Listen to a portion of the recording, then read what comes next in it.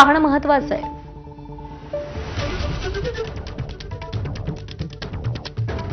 राज्य सरकारनं मराठा आरक्षणासंदर्भात 2 सप्टेंबर रोजी एक शासन निर्णय जारी केला। मराठा समाजाला कुणबी, मराठा कुणबी, कुणबी मराठा ही प्रमाणपत्र देण्यासाठी हा शासन निर्णय काढण्यात आलाय। मात्र या शासन निर्णयामध्ये अनेक शब्दांवर ओबीसी संघटनांचा आक्षेप आहे। या शासन निर्णयामधील काही शब्दांमुळे सरसकट मराठा समाज हा ओबीसी मध्ये येऊ शकतो अशी भीती व्यक्त केली जाते आणि यामुळे ओबीसी मधील लहान लहान घटकांचं मोठं नुकसान होऊ शकतं।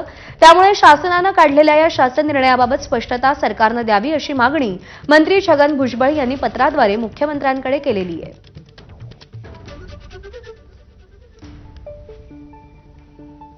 ज्या अर्थी छगन भुजबळ मुख्यमंत्र्यांना पत्र लिहितायत, कोर्टात जातायत, त्या अर्थी सरकारनं काढलेला जी.आर खूप महत्त्वाचा आहे अशी प्रतिक्रिया मनोज जरांगेंनी दिली।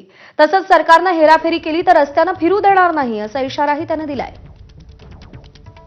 जी.आर बाबत मुख्यमंत्र्याला पत्र लिहायला लागले तर याचा अर्थ ही जी.आर मराठ्यांसाठी खूप महत्त्वाचा आहे, खूप चांगला आहे। मराठ्यांच्या पोरांचं आयुष्य, पूर्ण त्यांचं भविष्य याच्यात अवलंबून आहे आणि ते त्यांचं कल्याण होणार आहे। म्हणून यांनी कितीही देऊ द्या आणि मुख्यमंत्री 8 पानाचं देऊ द्या मुख्यमंत्र्याला, नाही तर 800 पानाचं देऊ द्या।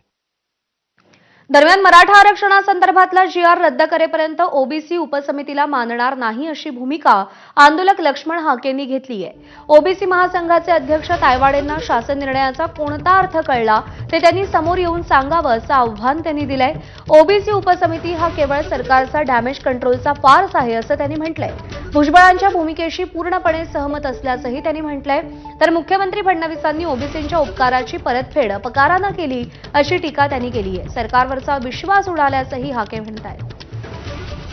आपल्यासोबत ओबीसी नेते लक्ष्मण हाके आहेत।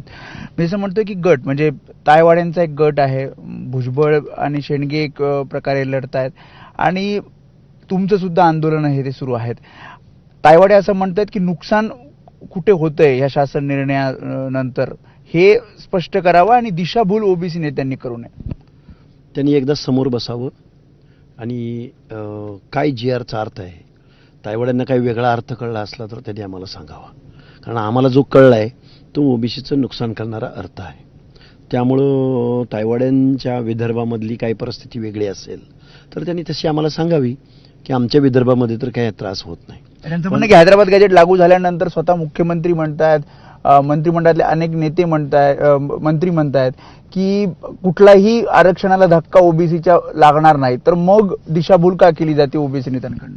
धक्का लागणार नाही असं जर कोण म्हणत असेल तर त्यांना मी एवढंच सांगेन की ह्या जी.आर अन्वये अख्खा मराठा समाज पुढच्या महिन्यात 1.5 महिन्याच्या कालावधीमध्ये ॲफिडेव्हिटद्वारे, कुणबीकरणाद्वारे आणि या जी.आरद्वारे ओबीसीमध्ये समाविष्ट झालेला असेल। छगन भुजबळ कोर्टात जाणार आहेत, त्यांच्या भूमिकेबद्दल तुमचं काय म्हणणं आहे? मी त्यांच्या भूमिकेशी 100% सहमत आहे आणि ते आमचे आदरणीय शीर्षस्थ नेते आहेत, ते निर्णय घेतील तो निर्णय आम्हाला मान्य असेल।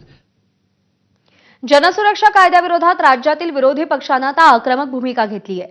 हा कायदा रद्द करा या मागणीसाठी महाविकास आघाडी, माकप, भाकप आणि शेकापकडून आज राज्यव्यापी आंदोलनांची हाक देण्यात आली आहे।